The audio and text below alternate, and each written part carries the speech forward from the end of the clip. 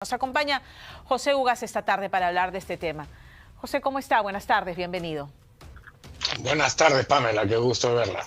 Igualmente, gracias por atendernos. Preocupadas por esta situación, comparto su preocupación, aunque ayer y un argumento que he escuchado no solamente a la doctora Ampuero, sino también a la doctora Delia Muñoz, y hoy al congresista de Acción Popular con el que acabo de conversar, Wilson Soto. Dicen, los procesos son demasiado largos, se toman demasiado tiempo y es injusto, han señalado, que las personas procesadas estén durante largos años afrontando una investigación que no aterriza, que no termina en una debida y sustentada acusación del Ministerio Público ante el Poder Judicial. Entiendo que ese es el argumento principal, meterle presión al Ministerio Público para que avancen los procesos. ¿Es así de sencillo? ¿Esta es la herramienta para reclamar mayor celeridad en la investigación en el Ministerio Público? Ni es así de simple, ni es tampoco sencillo. Lo primero que hay que tener en cuenta es que no estamos hablando aquí de cualquier delito, estamos hablando de delitos de crimen organizado, que no son los delitos comunes y corrientes a los que uno puede estar acostumbrado al ver en las noticias el arranchamiento de un celular, el robo o un hurto. Acá estamos hablando de estructuras criminales de gran complejidad. Tan es así que nuestro procedimiento, y esto ha sido objeto de mucha crítica, nuestro procedimiento penal actual admite la posibilidad de que duren hasta 6 años las investigaciones que se tramitan bajo la ley de crimen organizado, lo cual en algunos casos puede tener una justificación. Imagínese usted un proceso en el que hay 20 o 30 procesados, que involucra distintas jurisdicciones, porque a su vez crearon empresas offshore que están en Liechtenstein, en Panamá, en Gran Caimán y en Hong Kong. Y usted tiene que solicitar información a cada una de estas jurisdicciones, para lo cual previamente tiene que tramitar la traducción oficial de una serie de documentos que tienen que ir apostillados por el Ministerio de Relaciones Exteriores. Y una vez que llegan allá, después de 3 o 4 meses, tienen que iniciar el camino inverso de la misma manera. No se puede entonces pensar que en 6 meses uno va a resolver, o en 8 meses un caso de esta complejidad. Que han habido circunstancias en las que muchos hemos criticado que efectivamente hay procesos que se dilatan innecesariamente, sí, pero esto, Pamela, no se resuelve acortando plazos. Esa es una salida fácil y yo diría basada en la ignorancia y desconocimiento de lo que es investigar crimen organizado. Aquí lo que tiene que ocurrir para resolver el problema de fondo es dotar de recursos al Ministerio Público. No puede ser que se tenga a un fiscal y 2 adjuntos tramitando 30 o 40 casos de gran envergadura. Además, no tengan personal, que no tengan peritos contadores, financistas, tributaristas, corporativos, que los ayuden a entender y desbrozar la maraña de la complejidad de una trama de gran corrupción o de narcotráfico o de lavado de activos o de financiamiento de terrorismo. Y que además no tengan herramientas tecnológicas. Prácticamente estamos trabajando a mano y con cuadernos, por decirlo de alguna manera gráfica, los casos de gran criminalidad, mientras que los corruptos tienen no solamente profesionales de primer nivel, doctorados, maestrías, etcétera, sino que cuentan con herramientas tecnológicas. Ahí le traslado, si me permite, lo que frente a cuando le mencioné a la doctora Ampuero, por ejemplo, el tema de la sobrecarga procesal que puede entorpecer el avance eficiente de las investigaciones. Me dijo, en el caso Lavallato, está José Domingo Pérez, Rafael Vela, un equipo especializado dedicado exclusivamente al tema y no avanza y no concluye con acusaciones sustentadas. O desconoce lo que está diciendo, porque nunca se ha acercado, supongo, para entender qué es lo que está pasando ahí, o está hablando de mala fe.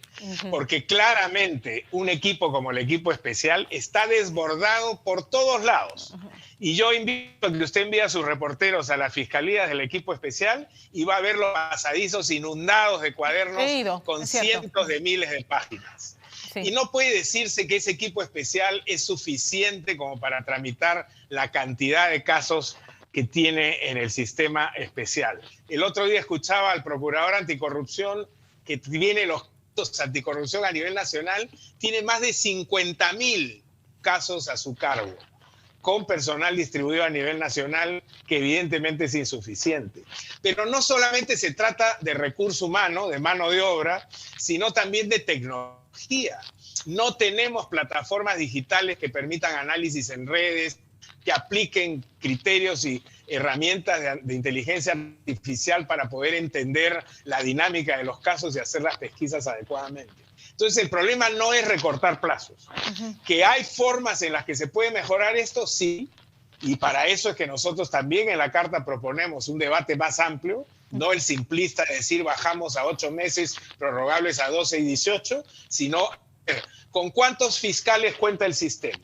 ¿Qué presupuesto tienen? ¿Cuántos casos y cuánto tiempo de promedio demora administrar uno de estos casos? Es decir, falta data para evaluar y llegar a lo que para los que estamos observando y usuarios y somos usuarios del sistema es evidente.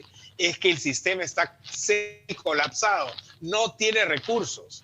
Y a eso encima le quieren proponer con esta norma que sea el fiscal titular el que lleve obligatoriamente todos los casos de colaboración eficaz. Entonces va a tener usted que un fiscal titular que tiene 30 o 40 casos de gran corrupción o de crimen organizado, pensemos en minería ilegal, lavado de activos, sicariato, trata de personas, etcétera, narcotráfico, por supuesto, por cada caso que tenga se pueden abrir 5, 6, 10 expedientes de colaboración eficaz. O sea, se puede multiplicar por 10. Y quieren que un solo hombre o una sola mujer, quien sea el titular, se le... Uy, hemos perdido la comunicación y vamos a retomarla porque es bien importante lo que nos está diciendo. Sí, doctor Ugas, ¿se nos cortó la comunicación? Sí, quien así piensa está actuando a intencionalidad, no solamente de inutilizar la herramienta, sino destruirla. Y esa creo que es finalmente la persecución final de este proyecto de ley, que es llegar a inutilizar la norma para que quienes lo promueven, no hay que olvidar que de 33 de los congresistas que han votado por este proyecto de ley están inmersos en investigaciones que dependen de colaboradores eficaces. Claro. Y por lo tanto han debido abstenerse, por lo menos, por un mínimo de dignidad, es decir, estoy en una situación de conflicto de interés y yo no puedo votar por algo que me va a beneficiar personalmente. Esa es la lectura política al final, porque hay que ver de qué Congreso emana una norma de este tipo. Y yo menciono dos casos, usted ha mencionado 33 congresistas, pero hay dos líderes de dos bancadas importantes en el Congreso que están investigados por presuntamente pertenecer a organización criminal, la señora Fujimori y el señor Cerrón. Vladimir Cerrón. Tenemos a los niños en Acción Popular, tenemos a José Luna Gálvez investigado también, casi se va preso el señor Luna Gálvez por esta investigación por corrupción también. Y son los que se me vienen a la mente en este momento, los más frescos. Entonces, hay un claro conflicto de interés, aun cuando el Congreso de la República tiene como facultad constitucional legislar, ¿no es cierto? Sí, claro, pero imagínese usted que un grupo de congresistas que sabe que va a ir a prisión, entonces corren y sacan un proyecto de ley que dice a partir de la próxima semana se establece por norma que los detenidos en ese penal que vengan del Congreso tendrán derecho a celdas bipersonales, a televisores plasma de 45 pulgadas, a una piscina temperada, y la paila para ellos se armará con la comida que reciban de los restaurantes que están alrededor del penal. Eso no puede ser, pues. Eso no puede ser. Y aquí lamentablemente se está actuando con esa desfachatez y esa falta de un mínimo de ética respecto de quien propone una ley que debe hacerse en interés del país y no en interés personal de quienes suscriben esa norma. Le expongo la propuesta que hacía la doctora Ampuero, nuevamente, porque ha sido procuradora anticorrupción. Ella ve con buenos ojos que se legisle y se acoten los plazos en función de los excesos que se puedan haber cometido en algunos casos. Mencionó dos, el caso de Miguel Castro y el caso de Miguel Bustamante, en el caso de OAS y la alcaldesa Susana Villarán. Y entonces ella decía, lo que sí le debería haber es discutirlo nuevamente y ampliar esos plazos. Y ella decía, en los casos complejos, En investigación preparatoria, para casos ordinarios, ampliar de 120 días, ampliado por 60 días más. En los casos complejos, 8 meses y ampliarlo por 8 meses más. O sea, y para casos de crimen organizado, de personas jurídicas, hasta 36 meses. Insisto que eso es agarrar el rábano por las hojas. En el mejor de los casos, póngale usted un contralor judicial que evalúe la circunstancia y que diga esto requiere... O sea, nosotros creemos a veces que porque ponemos 30 días en la ley, eso va a generar un efecto mágico y va a cambiar la realidad. Las realidades no cambian así. Y para esto, a mí me gustaría que quienes se excitan tremendamente con plazos reducidos a rajatabla, también evalúen los temas presupuestarios, los temas de personal, los temas de tecnología, los temas de recursos. Hoy día usted pide un peritaje, un proceso de colaboración eficaz y tiene que hacer cola por meses, porque los fiscales no cuentan con contadores, no cuentan con tributaristas, no cuentan con ingenieros que le puedan hacer un peritaje para que avance en el tiempo. Por eso andan pidiendo ampliaciones todo el tiempo. Claro. Y eso no se va a resolver con 60 días más, disculpe. O sea, no es un tema de plazos, o sea, no, así las cosas como las ha descrito, con todas estas falencias de personal especializado y de logística, no es viable poner plazos perentorios, sino apuntar a lo otro. O sea, no hay una alternativa. Esta ley debería pasar al archivo, aunque yo creo que el Congreso la aprobará por insistencia haciendo algunas modificaciones. Sospecho, pero... O sea, tendría que archivarse definitivamente, y si los congresistas, los señores y señoras congresistas quieren ser serios en esta materia, deberían abrir un debate, invitar a los operadores del sistema que conocen del tema y a la academia y escuchar sus argumentos. El Congreso está empujando este proyecto contra la opinión del Ministerio de Justicia, contra la opinión del Ministerio Público, contra la opinión de la Procuraduría General y contra la opinión de la Defensoría del Pueblo. ¿Qué más le puedo decir? Si todos los técnicos dicen que este proyecto no sirve, ¿por qué insistir? Evidentemente la respuesta es porque se van a beneficiar de eso. Ahora, usted ha advertido que, y siendo una norma, me lo explicó ayer también la doctora Ampuero, que las normas procesales son de aplicación inmediata. Hay casos emblemáticos que se verían inmediatamente afectados por la aplicación de la misma. Totalmente, totalmente. Ya lo ha dicho la Procuradora Especial en materia de corrupción. Si esto entrara en vigencia el día de mañana, hay más de, no sé si son más de 120 casos o 140 que están en el sistema que se van a ver directamente impactados porque los plazos ya se excedieron en la gran mayoría de los casos. Ya estamos hablando, para empezar, el que es más fresco es o sea, todo lo que tiene que ver con Pedro Castillo y las investigaciones por corrupción entrarían a estos plazos acotados, difíciles de cumplir por todo lo que nos ha explicado, favoreciendo al expresidente golpista y presuntamente corrupto. Para la algarabía de Perú Libre y quienes están alrededor del expresidente Castillo, efectivamente, esto sería un golpe fatal para lograr la investigación y condena de los responsables de esos delitos. Yo quiero recordar que esta ley tiene 23 años de existencia y si no hubiera sido por ella, hoy no estarían condenados a 25 años Vladimiro Montesinos Torres, Nicolás Hermosa Ríos, Alberto Fujimori y varios de las decenas de altos funcionarios del Estado que la Fiscalía pudo finalmente acusar y el Poder Judicial condenar después de juicios justos. Entonces, decir que esta ley no ha traído resultados, que es una ley que lo único que hace es dilatar, eso es falso. Que se pueden hacer mejoras, sin duda que se pueden hacer mejoras, pero este no es el camino. Este es un camino a través de lo que llamamos en derecho penal un fraude de etiquetas, porque dicen lo hacemos para fortalecer la ley de colaboración, cuando es evidente que lo están haciendo únicamente para desaparecerla e inutilizarla. Coincido con usted, pero sí quisiera para terminar una reflexión sobre lo que usted ha dicho, que hay margen para mejorar, porque hay casos que no terminan nunca, que no parecen cristalizarse en una acusación y que parece entonces que extienden el plazo porque no encuentran las pruebas que sustenten la hipótesis fiscal y entonces se prolongan ad infinitum. Mire, lo que hay que cambiar en primer lugar, insisto, y prioritariamente es la asignación de recursos. Quienes tienen a su cargo estos casos tienen que tener todos los recursos. Si esto no es una prioridad para el país, como la anemia, como la reducción de la pobreza, ¿cuál es? Es decir, creo que efectivamente todos somos conscientes que el crimen organizado y la corrupción está destruyendo a este país y genera fenómenos como los que vemos hoy día sentados en el Congreso o en la política nacional.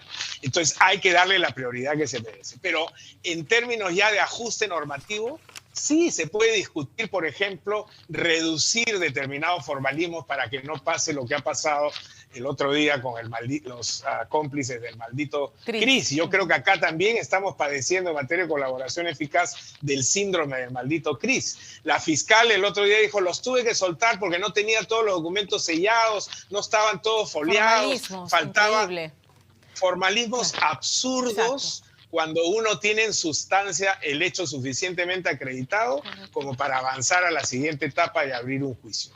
Esos formalismos se pueden repensar, reducir, por supuesto, cuidando las garantías del debido proceso, pero simplificando de alguna manera lo que se ha convertido en algunos cuellos de botella. A veces hay fiscales que han ido al refinamiento absoluto, innecesario, que prolonga una investigación o un proceso de colaboración por muchos meses más, y eso se puede corregir.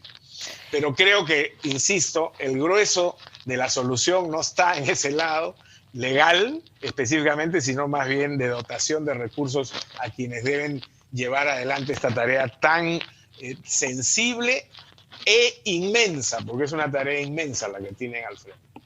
Antes de terminar, quisiera su opinión sobre los cuestionamientos que hay sobre la fiscal de la Nación, una fiscal valiente que decidió continuar la investigación o abrir investigación a Pedro Castillo, una fiscal que se ha mostrado además empática y que hace mea culpa, ¿no? En su balance, precisamente sobre el caso de la liberación de los cómplices del maldito Cris, ha pedido las disculpas del caso, o sea, conectada claramente con la realidad y las necesidades que este impone. Pero tiene cuestionamientos, por ejemplo, sobre sus estudios, cuestionamientos sobre el tema de su hermana. ¿Debiera la fiscal hacer aclaraciones públicas sobre este tema para despejar el camino de su gestión? Mire, hay pues una crisis interna en el Ministerio Público, hay una suerte de impregnación cainita en la que en los últimos años los fiscales de la Nación se han visto confrontados unos a otros.